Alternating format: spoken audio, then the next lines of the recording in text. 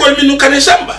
yaje adu ni ta da fana be di senti similati bo tarala dindingol bul minni alon ko walla karambugol to minni alon ko kitabol ta ka bo London hani me bondi London directly bar minnuka fen kol safe e ka wolle imité di ke ya kali London ko ka safe nyam walla English ka safe nyami so e ka dindingol karana iba tarala Gambia kono Gambia dingo ay min long London fon la England fon la fen ko to amon wolo Gambia fon jato ta ama long andu atela foldin te woti de itemin ka karandi e ka wo min diare ka karandi be ka karandi afon le ka karandi wandi molle la yo wala yatinna kuluro la karola mbe felli ngoto bi feri nyami alon ka jawya ta ba a jawya ta foka tambi alola ibe dindin karando la fenna fen mi alon ko wodi no misali fe ko ni be buko le ba karanda ko be gunjuru ko wala be sugota ye buko yele dindin mo ba karandi la misali fe table tennis yo na talo kay imina bam table tennis mol ben table tennis le ba kam mol na tal bal be ko be fengo ke wodi ndin ko mi gen na talo to akbe mira la wo amiko ate wo mo kuleti mi alon ka o bala khiyal ko la mino ko no ko he ni alon se mfana keno do adun anyalo min reality woti yena de funda banku mun ko lon kan wol berodi be jara din ko be jana ate baluri wala nyama ni te ko wo e ba karan la minom table tennis ti ate problem ti e ka ko on fa bala nyaka min jani ka min fa e wala ka moya londi akono aka fahamundi dunia ko be ngi nyama ate dum mantara wo sifa nyama waya tina wato karandirol be bulle naam bari karandir felli ngol mi man correct imam betea ni nata even dino la karo famala wala fam bi wala fam be koleari gambian ko kan wala na ma famala katambidu la mu mebe ise dina ni maleko je aitashi e kafo kono abe kawando wala be kuma fola abe sirin alfalu min yalon ko hanata wulu fafam abe alfal min diam wala siata wote aso alfal doya ase neng ase kuma jawo foye bar dindi o min bo fo ka tefe abe silo le kam ka to min mo ay kitabo min kara wo ka faale ko ning mo man tara nyi nyama tenti wo mari o manke moti mi anon ko isa bunyano ya horma no fen ko ada tinya bala alfal minna wol man tara wo nyama wala yatinna karandiro wo be keren bar karandiro rondin wala be mbulu karandiro mi be korekni wo man sahayari wo man tarambulu waya tinna woto nyanta min dadala wala nyintinna karambungul karandiro nyanta wala silo dadala ke sila dadala nya beto ando wala dadala nya beto fanante kala dia moti de fonga kele Gambia lonna min be Gambia kono tubabu karangola karola nin arabu karangola karola ni ya tare mu Gambian koleti nin ila londola ni mu Gambian koleti nin ila londola Gambia man sula bi ka buko kitabo buko ka oda ka dunia dawoda Gambia man sula bi dindi wala primary school ya buko oda ka dunia dawoda wo man nanka kele fam fe e kuma boje ko ni ataranum imu Gambian koleti ni la londola e ko mana bagere la preje ko no fana ni ko imu Gambian koleti ni la londola la preje ko no fana damani ha je ko mana mbe min naje wala mo ite karanta al fokaba kamu ibeti ata je angale wala arabu faranso han chinese gam ibeti ata je niya no kende ko be mbul Gambia nyami silan iwo dingol min be sirin ibe karandila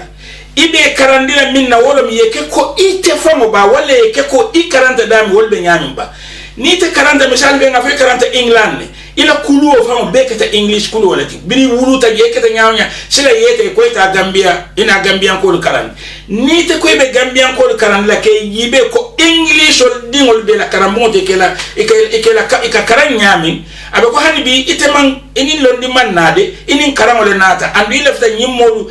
ngafo mi ko ke ikafo ko mi ko misal ve brain wash ke ko li yel mandi ke bondi ila moya sa hayar ngoto ke moya ko den min karan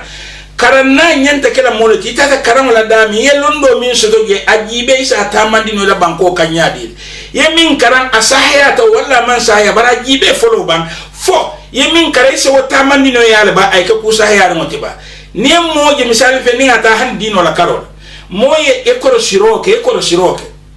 dino igafo mi mol Gambian ko ni ko sariya mo kamera kamo kan kuntudoro walla ka din ko sin kamo sare walla ka fen ko ke sariya nin nata misali be han sariya wala ala ko kila nyima ko nin alibe mo fala ala fari nyanyi nyandi ila qataltum fa ahsinul qitla hannin albe mo fakala ala fari nyanyi nyandi andunga mandangela ko wal yuhid ahadukum shafrata momi yalon ko ibe mo faro kala nin jora mo men isa da diandi mun kamma wal yuhid bi hata nin kam ibe min kanate isa da han okay kila nyima la watola fari ya so ne yar no semine kala wala muruba yetalon pawiye kan kuntu bar fobi wala fari ya so yar no tiba ni tata misali fi America wala dinkra ko ton do ka gaso leta do ke penkule madama nyanta ka fale amanga ka ko iba fala aggressive be farinya ko ngol e buruba ka pabya ka muda ayelo yeti mun kamma atinyanta ka fale yaje kila dum ko ya farinya nyi nyari ngol yo ni tena na silam ntangata nko Gambia fa jato ko nimba kala ala min fo kila min fo bole kala je mambalan ala min fo anin kila min fo nim faro be kala nga fare nyanyi make musafa arabol la don kila kilimbiya ko niyatara man lam yamut bisayf mata bighayrihi nim murba man min kan kuntu fendo se fa nole ta'addadat al asbab faro sababu laka walin wal maut wahid barsa yawm kilin wato janni bitamo kan kunta yelo sal foi kamera mina mekere mina neta fa kula yo ni ta sire ko siroke wo sariyam mun ka sariyam tamandi wala min ye sariyam lo yedino lon kendeke ni ta misalin fe makan ko hanbi wal kamurba ta pawiye kan kuntu ni ko mina me ko kila kan yin mambala bar ni tata misali fe blado ko Iran misidi mo lumiti sharia lanna lumiti woni kaminke kamo hanne kajilota ya fenke Egypt fana wasiba be kajilota ya ham do bije ke bun kilo sakoni ya tare musogero le abeko faro le nyanta kala woto fari nyanta jibe be minna jawala minti hani dino fa min nata nyin sharia fa modu nyanta taman wala ka tamandi ila bankolu kan Kenya miye to la bankoshu ila siyasu ninga falla ni ko bin kombe Gambia kombe sharia wala ndilaji ko mo ka men fotala kunun ko fa do kan yin kala ha Gambia ngenda sharia wala ni ko bar Gambia sharia wala biye ako han sharia ndi ko mini atinna ako ni mo sunyaro ke buka buloko yaje ngo animu ako ni mo jeno ke buka kurla bu ngo animu ako buka mo fafana ngo okay ngo bar misalin fe marako buka mo kurla bu hoto adu misilme ala biye Muritani bika mo kurla bunje misilme ala bije ita ba jale adika mo fay ke implan tole dino nata min wala minti mo ye dino tamandi ya Kenya la minti dino tinyala anu atere frana ado tinya yo bar nin tolno ko mata don kombe dino tamandi nya famba o la kabo bango ne afara ni ko bi lafta sharia mo kala Gambia kon misalim ferum doron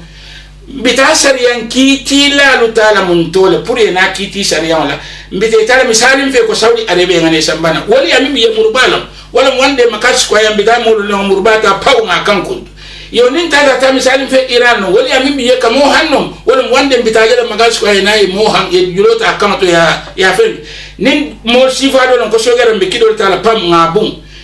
mbe minna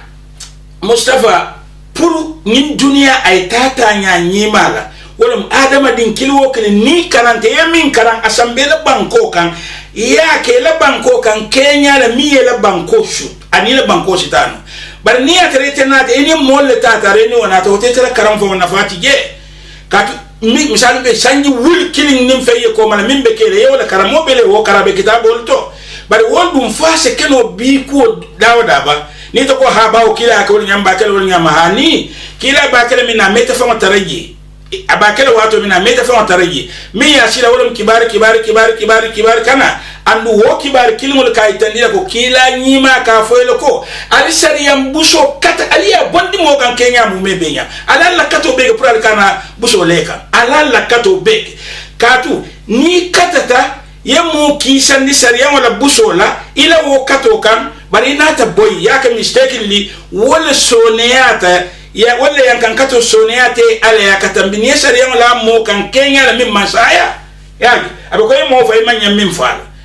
andi tara kato le wosab wo yankan kato wara yemo kisandi imanya min kisandi ne mo kisandi imanya min kisandi la wala soneyata ala yakatambiye mo fa imanya kamimfa woto nyanta min kila wala nga dino ho as dino la karola wo karambunga la karola o miwo mbenna dindi ngol karandila minna mbe min karandila ya nga make sure nga sonyin nako wo mu feneti min nin toli ya sitano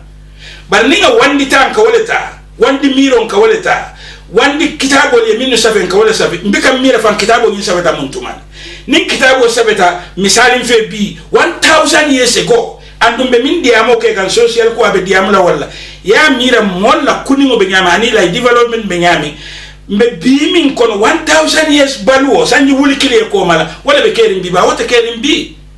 woto nite ko 1000 sanji wuli kile ko mala kitabo min sabata man alquran fode alquran wo ma fansun kulati man wo fode but alquran famo jato ibega kiti akulubala ika kiti kulubaye mi yitandila karo dolla ibega kiti kuluba famo min foye ay mi yitandila karo dolla ika kiti wal misali be na ko alifulan kaf molu faybe dawda uqtulul mushrikina kaffa alifulan kaf molu mumebe fa naam to nyalo mu wato min na kelobe mishin mol ni fulan kaf molu tem abe min na je ibe wala alni min be kelol bar bini na te kebo ayo tamandila ngafo gambe ko sharia wala baya wala mishin mol baya america fulan kaf mol boto bitangi be fa jamale be ganyela nkobi sai gambia bawo tole aje ko tole mishin mol di andu america mu kafiro le fulan kaf mol miti adu ala ko fulan kaf mol fa be dawoda nga silo mo dan kon kata america nga mbulata kulumbal ko colombo se min sifa kata america kel pour nyin kama ngani murundi ala silo kam minna qur'an se kuma foy naam nin akuo be kel woto isake baramange ka fodo anyomi fodo inganta kala wolo fa to hani wodu min se ntol sambano pour ngana ko lu fahamundi anyama wala nyenti fenne bi yemi ka fay ko takminu sharia wala sharia silo fa nga samba Kenya la Kenya mi anonko asitano dinkrao bar ntol man karandir lal soto de min ni anonko be karandiro pour ntol fa wala ye nga karandir lal min soto wala be karandiro la molle min ni anonko be nyi bantala hani tol fa malonko be wala keta nga kitabo sabe bisan be Sweden ja be Sweden environment ba ko le jibe ka nga sabe ko jandini on nyanta karana nyame yewo kitabo kikaita ya samba Gambia ni ba karan la gambian ko ni ko be diamna way suno la karola be mine fahamla suno a tra Sweden ni ko suno do mo be ala minam sunoti yani wala yatin nan tol Mustafa na do ku kolema be damin to wala mu karandir buk silo lo be bulle bar minnu kanan kan e manke silo to min beteyata tolla kulurol kanan kan bar manke kulunyati min beteyata tolla nene kanyim fo wato ntoliya dindi ngo bika fo kebaye ko yefani hannin kebaye fani yalf ida manyele ka fo kebaye ko mfa nam ye min fo fani yal mo se ni o fo ya o be ko misali be ko ke bero da ka fay kan ke ko bete mo ka fay ko hani yal ko ifaye fani yal wa mun tolla kuluru nya da man ka fo ka dindi ngo kulu kuluru nya jawla had fani ya nya da fo la to nya hani ni fay ko mo min man ka to nya ti ide do nya bari kana fay ko baba yefan ni o fo dam to ma sido be tarala woto bari afanya bang England fo nin din faye fania fa dinwe afam adimo ma hako ka faye ko you lie ye fania le fo won ginu bo tiba woman ke punishment English oni ha jay ka fole ika fole andu arabo fanaya ka fa awulula ko ya baba hende fa anta kadhabta alayhi ye fania le fonye obikamulu ngota ka kuma mo sido yeta obikamulu be ka kuma do ya sabai ko ha mbe kachala do mbe do fole wakata mfongola sabati dulale to mbe luwa solo dami Egypt bunga mimba kono santo bunti o fama be sirin do bar bunti ngi naga ke muske bat mi alon ko afam tabak angale kamul France kani ko la e moyle ala connection ani lunta la connection be dia ba ko yati na mol kala bunga luwas do wana bunga luwas biye lundo ay invite jita duma nabe kachala domoro ke misirim ba domon butun abe kachala pour ka mol jele ni tentin do ko e tara diare mol ya feel ho mbe okay kan ya story do le fo bida ya fa ba amamari muso akay ko hani ko mamay ya fani ala fo bide akay nyaadi nga fana ba kay ko sey story fontele bari mi laaje bi imma wo laaje akay ko ha ngani laaje pour ka kacha diandi do continue ta kacha amanke fen bari yamna nin Gambia mo sida ka fay ko mbaway kacha fo bari manke to nyaadi fani be minna Mustafa kuluro mfotala karandiro mfotala karando be ken baramange karando mi yanon ka entolu shoot wala ya tinna hanim be bimin kono e kanyi homosexual ko min fo bi mol ba son kale ba kella andu aman jar fam pour ngana mira because ni ta dino la karola mo muslimoti abe son tangina ko islam man songal islam dun na sombali ala ngalonne 1500 years ago mbenga wolonne islam man songal mina na bin sem mina ka ko fo islam son tala ba mina mu dia moti because bo be alonko islam man son ala mo muslimoti ya fa amro ke be yanno islamu ha islamu man songala ba andum fanan ya ko ni na ga samba dulado ika jibela fo nyin aseke no janne ba kal mol ni la culture no mbina wala fam kante andu ni na tan na culture fanan na karola na ado la karola ko jike mane mambo suwa ko bay ka fa ngadi ko e kewude ni bem konole imam wasiya ke bar kewude bar na society ni man songala na ado man songala ma accept no man songala mumeke waya tinna iben kona ibe londin konole hani man wosiya ba ke bari ndere siya fa na ka society le man songala ninga be kala ka kullo ko lati woto ni na tan dolla karola na dino man songala na ado man songala bari mina na bi nyanta ka kacha mina na bi ay top of the world top of the venko di satela diamo banko be la kacha di mona se wo sabu ha mina tinna ide amere mene wo sabu mana tinna ke takka ja kodi kan mam fo ya do bi ni ko do dabe ko kono yo musa fajina jele famato ya do mine atinna nte ferom de mine atinna ka tu